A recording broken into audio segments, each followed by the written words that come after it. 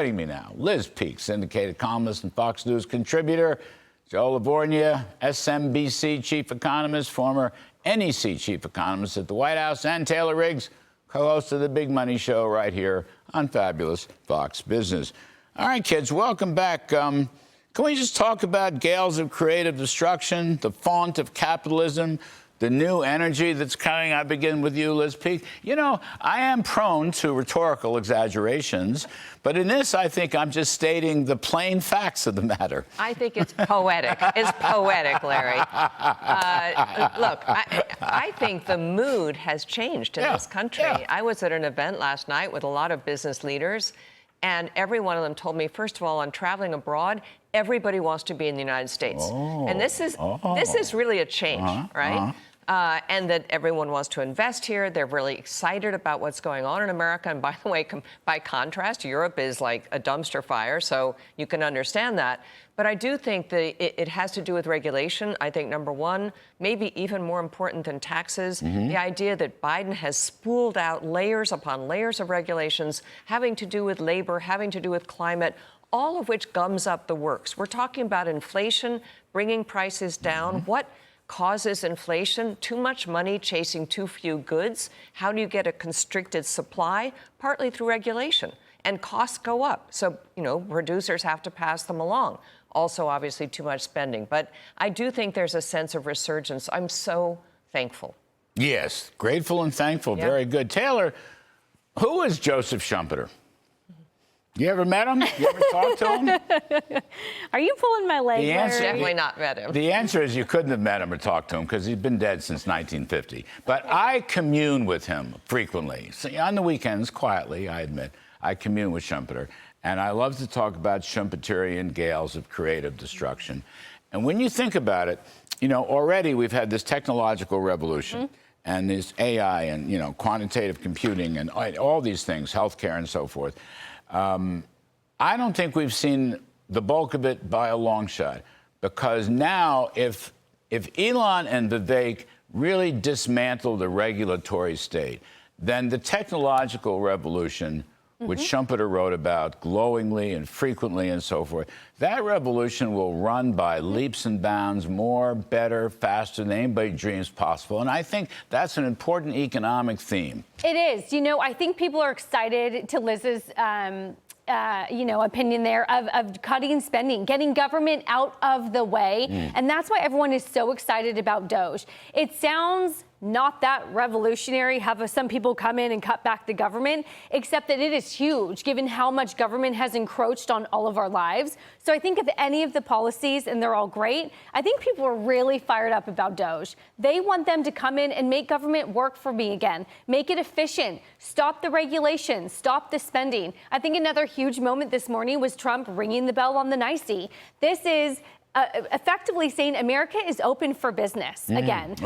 Capitalism isn't bad. Right. It's okay to make money. It's okay to make money and invest in your employees and have businesses succeed. It's okay to come into work, work your way up, and to be an incredible CEO who builds and engineers and fights and makes and creates and all of those things. And so merit. I love the symbolism. Merit. Not on the color of the skin, America used to be all about merit. Hard we work. Right. And Joe, he's a businessman. I mean, you know Trump. You worked in the White House. He's a businessman. He was a very successful businessman. He understands these things. And I think he genuinely wants them, the Doge brothers, to dismantle the regulatory state. He wants them to do that. We talked about, we talk about big companies and these key CEOs meeting with the president. But if you look at the small business side of it, as you know, the small business optimism boomed. Capital outlays boomed. Expectations the economy would improve. This is the NFI. Boomed. Yeah, right. Expectations of real sales would boom. And lastly, and this gets to your point about regulation, is now a good time to expand that boom. And under Trump 1.0, small business sentiment was never higher under any president, Republican or Democrat. So there's no question Mr. Trump understands how business works, and business is very upbeat on it, and it's the small business side that gives you the Schumpeterian, innovative, creative destruction. So to Liz's point about, this is interesting, foreigners wanting to come here. Very, very interesting point. I want to translate it. Trump just said, 2 days ago, yesterday, day before yesterday, whatever, You invest $1 billion into factory, infrastructure, something, not buying stocks and bonds, but actually into real assets. You invest into factories, okay? He is going to waive all of the hurdles and roadblocks of regulation and permitting and all the other stuff, including climate stuff and the EPA. He's going to do that. You know how he's going to do it? He's going to make an executive order. And the liberals will scream. I can hear them screaming in anticipation of this executive. If you quiet for a moment, you'll hear liberals screaming, okay? Now, he's just going to do it. And then the whole thing will flow through. And by the time they get it all the way up to the Supreme Court, everybody's going to be so damn happy with all their new jobs and all the new factories. They're not going to say a word. They're not going to say a word against it. I mean, that's how he's going to operate, well, just like that. Well, when you cut the regulation, all the red tape, the bureaucracy, you're improving the after-tax return to capital, which then will encourage more people to invest in the U.S. It's multiplicative. It's not zero-sum. So growth, as you know, Larry, cures a lot of ills, and it's, I think, very good policy. But it's also cheap energy. I mean, let's think about the industries of the future, right? AI demands enormous amounts of cheap energy. Cryptocurrency requires enormous amounts of cheap energy. We have it. Most other countries don't. And we have been putting a lid on that. But that's what Donald Trump is saying he's going to get rid of, that lid. And he's going to get energy up and prices down, which eventually that doesn't work. But at least in the beginning, it will. Well, they'll open the door. I mean, exactly. Right. Prices, the production can get started more quickly. I mean, the Bidens have done everything they humanly can to stop all that. In fact, going out the door, they've made more to stop LNG exporting. It's going out the door. By the way, this is as an aside. Going out the door, the Bidens are now taking equipment and other construction things from the Trump wall and selling them. All right, just to spite. These are the pettiest people I've ever imagined. Taylor, I like this idea of I want tax cuts 2.0. I want the regulatory stuff. I want the border stuff and all that goes with the border stuff. I want the energy stuff. I want to pack it in to one big, fat, outsized reconciliation fiscal bill. I know. Okay, I want one thing. I want to get it going right away.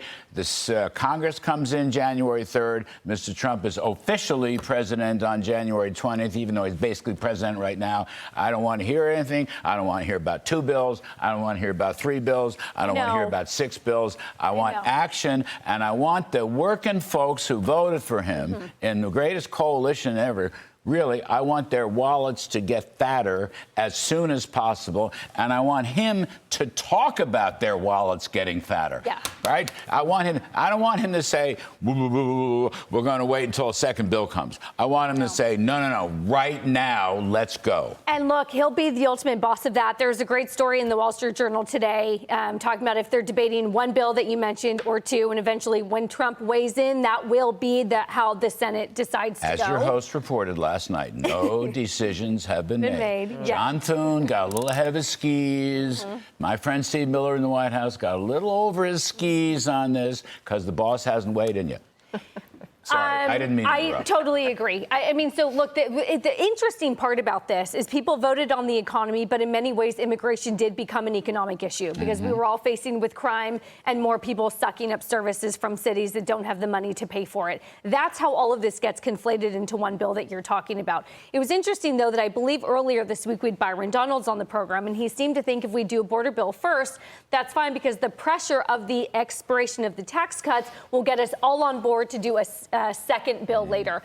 That's up to Senate. That's up to your former boss. You like playing Russian roulette? I do not. If the bullet, if the blanks give out and the bullet hits, you're left with the largest tax increase in history under a Trumpian Republican administration. I don't like those odds.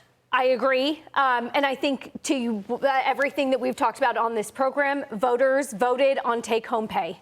I need my pay after taxes and inflation to be higher tomorrow than it was today. So let's get moving. So let's do it. Let's get moving. Now, the other part about take-home pay is inflation. Not so good. The story is not so good. What's happening here? PPI, wrong way the last few months. CPI, wrong way the last few months. Up rather than down. What are they going to do about that, Joe? I assume you mean the Fed. Yeah, well, it's They're kind going of to, I mean, royal day. I don't that's know. an excellent question. An even better question, maybe, Larry, is why the Fed's going to cut rates, which to me is extraordinarily, is improper for them to do it. I do think inflation will move lower because the supply side effects of Trumponomics will engage Once the they supply kick in. side once they kick in, which is also the reason why you do the one big bill to try to remove the uncertainty Yes. and get it done sooner than later. Lower energy costs, strong dollar. Will all be very effective. I do expect inflation to move lower. Unfortunately, I think the Fed is going to be cutting. And then what worries me, this is a risk when clients ask what are risks. Next year, you know how the Fed operates. They look at output gaps, Phillips curve, demand pull, wage push, inflation. And they're going to look, I worry, I hope this is not the case, but they're going to look at Trump's plans and potentially think they're inflationary when it's the exact opposite. I'd wait now, cut later, but it's going to probably be the opposite. They cut now and they pause later. The Fed should start cutting rates when energy and gasoline prices really go down. Now, gasoline prices have come off from the peaks of 2 years ago. It's closer to $3 than $5. That's a good thing. When the price of a gallon of gas is $2, that's a good time for the Fed to cut rates. That's what I think. When oil prices get closer to, let's say, 50, then 70 or higher, that's a good time to cut rates. I don't think they know what they're doing. I do not think the Fed knows what they're doing. It's all gobbledygook. The public has no clue, to the extent the public knows about the Fed. They just see one big government and blob, and they're probably right. Gobbledygook's a CFA level 3 term. There you go. I mean, I think it's political. I mean, how is it? What what are they telling us? Jay Powell's worried that if he doesn't cut rates, it's going to look like he was political in cutting rates so aggressively in the fall. And I think that was political. And I think now we're all going to pay for that. But, you know, by not going now, he actually gets some political cover. He could say, look, the data don't warrant me cutting right now, so I'm going to pause. And then next year, as inflation comes down, he can cut. And if he pauses for whatever reason, then you could say, well, I paused back in December. He looks less political. You ever met Oliver Cromwell? He was very big in the late 17th century, and he had a message for the English Parliament at the time, and it was, in the name of God, go.